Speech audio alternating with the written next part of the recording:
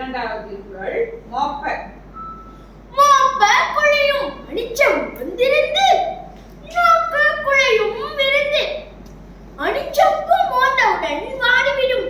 அதுபோல முக மலராமல் வேறுபட்டு நோக்கியவுடன் விருந்தினர் வாடி நிற்பர். மூன்றாவது குறள் கேடி கேடில் விழிச்செல்வம் கல்வி ஒருவருக்கு மாதல்ல மற்றையவை. ஒருவருக்கு அழிவு இல்லாத செல்வம் கல்வியே ஆகும். மற்ற பொருட்கள் செல்வமாக கருதப்படாது.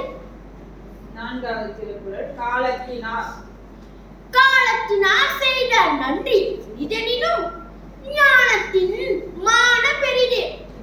ஒருவருக்கு தகுந்த நேரத்தில் செய்த உதவி சிறிதாக இருந்தாலும் அதன் தன்மையை ஆராய்ந்தால் இவ்வுலகத்தை விட மிகவும் பெரிதாக கருதப்படும்.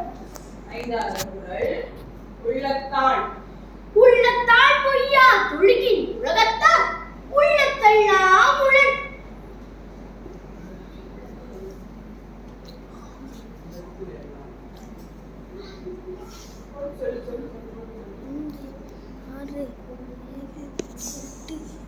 தம் மனசாட்சிக்கு பொய் இல்லாமல் நடந்து கொண்டால்